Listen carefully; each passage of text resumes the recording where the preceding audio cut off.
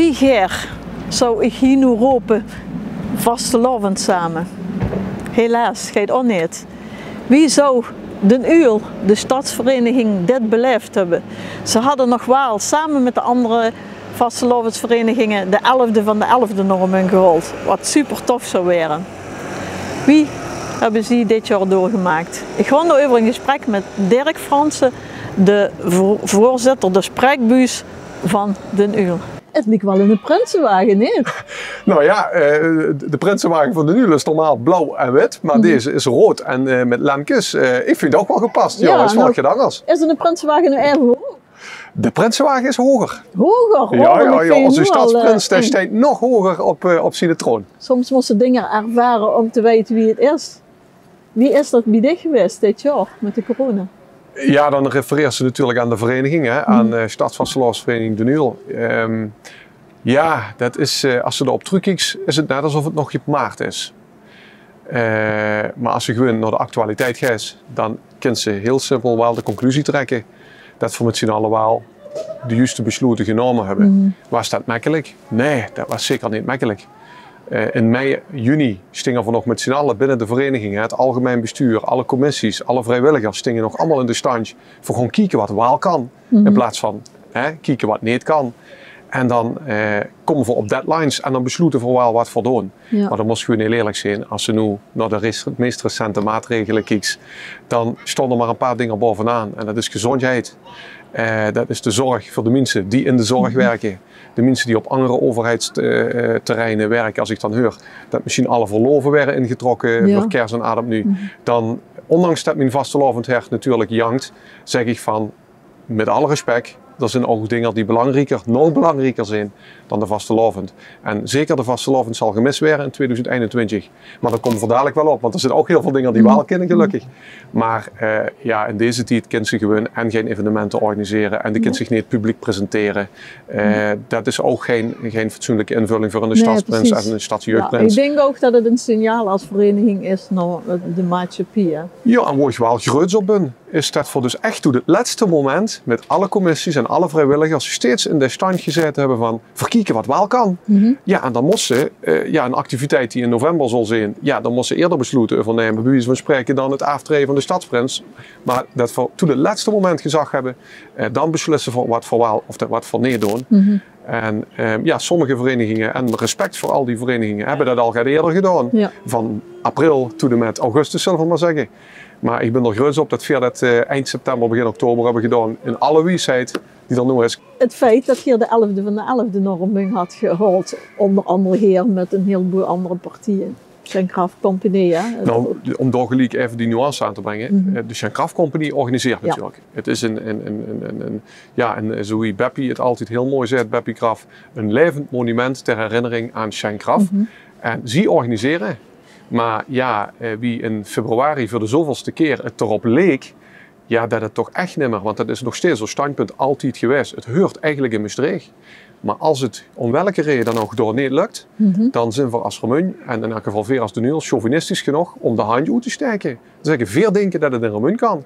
We hebben daar ook ervaring in bij Den Uyl. We hebben goeie lijnen met de gemeente. Veel steken de handje uit om te kijken of het in Remun kan. En ja, het is wel gelukt, dat is natuurlijk positief. Alleen de eerste editie, laten we maar positief blijven, helaas niet in 2020, maar de eerste editie op 11 november 2021. Ja, nou wel een stipje aan de horizon natuurlijk. Hè? Ja, en daar merk je ook binnen Den Uyl, maar niet alleen Den Uyl, want dat is breder als OS-vereniging. Als ik hoor ook vanuit alle andere vastelovensverenigingen in Remun, die waren er ook enorm groots op. Het is toch wel het evenement van de 11e van de 11e. Zeker. Provinciebreed, zelfs met landelijke aandacht, dat de vastelovend geopend werd. Ja, en dan mocht iedereen, iedere remunerair en iedere vastelovensvereniging, ja, er groots op zijn dat het een remun is. En ja, dan zijn er een paar mensen die daar, en een paar verenigingen die daar het voortouw in nemen. Maar het is voor alle vastelovensvierders, niet alleen een remun, maar gans Limburg. Zeker. Nou, mooi om daar naar vooruit te kijken. Zeker. Zijn er signalen bij uw vereniging geweest van mensen die het niet eens waren met beslissingen? Oh, zeker. Ik snap ook heel goed dat ze die vraag stelt. We hebben uiteindelijk wel als vereniging unaniem het besluit genomen. Dus daar ben ik wel heel blij met.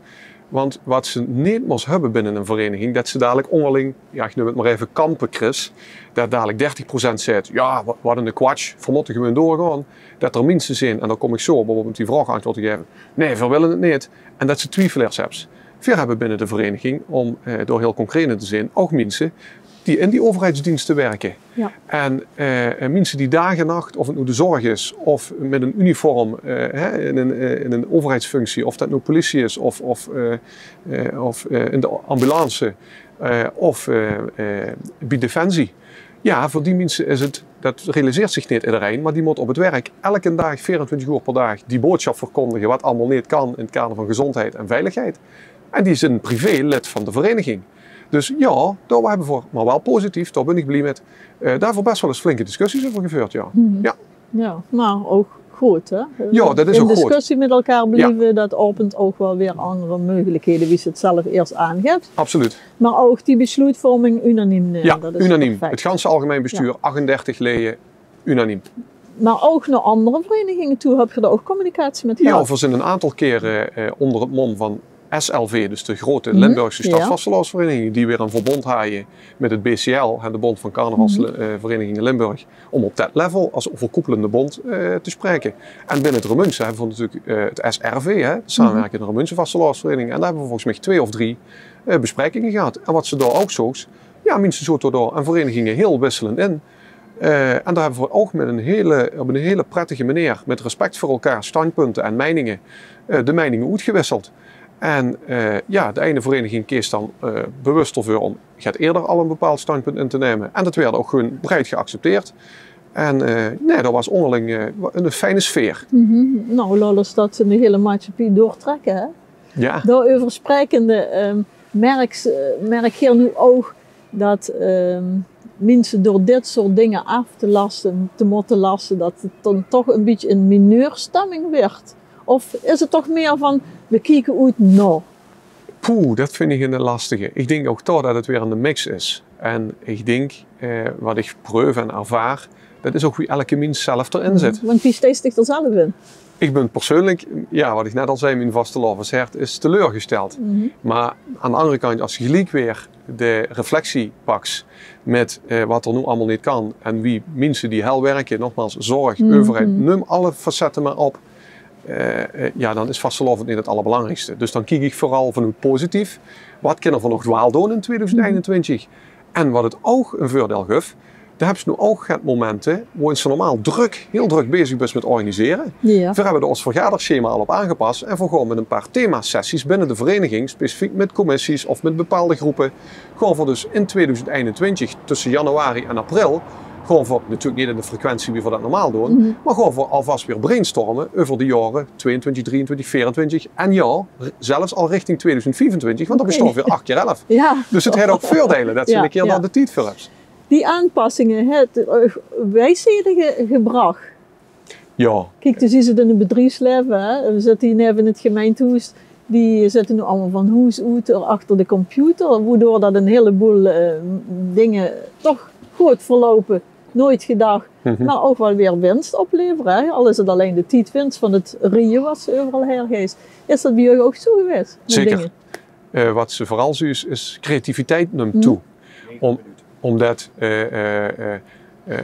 vastelovend is vastelovend, moet spontaan zijn, maar de georganiseerde vastelovend, zoals ook hele wieze Limburgse vastelovensvierders en presentatoren dat ook zeggen, dat is georganiseerd. Dus je hebt toch een bepaalde mate van routine. Ja. En juist nu die routine er niet is, wordt een extra beroep gedaan op de creativiteit. Ja, of dat nu digitaal vergaderen is ten opzichte van fysiek, want ook dat hebben we gedaan. En met 35 personen, nou dat gaat ook niet altijd goed.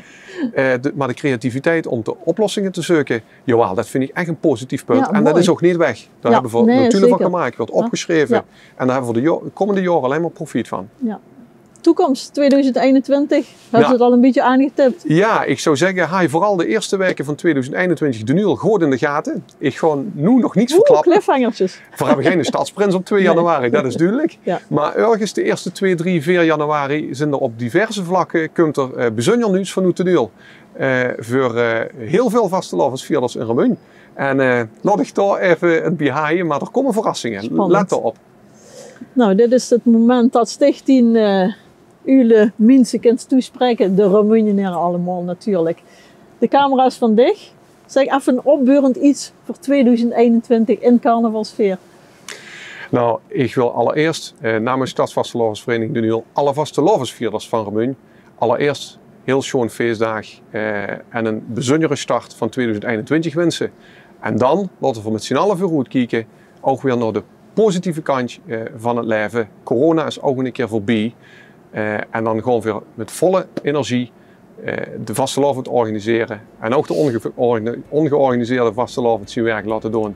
En wat mij betreft staat er één stip op de horizon. En dat is de 11e van de 11e 2021. Ik kan er alleen maar op zeggen, vastelovend samen. Vastelovend samen. Dankjewel, Dien.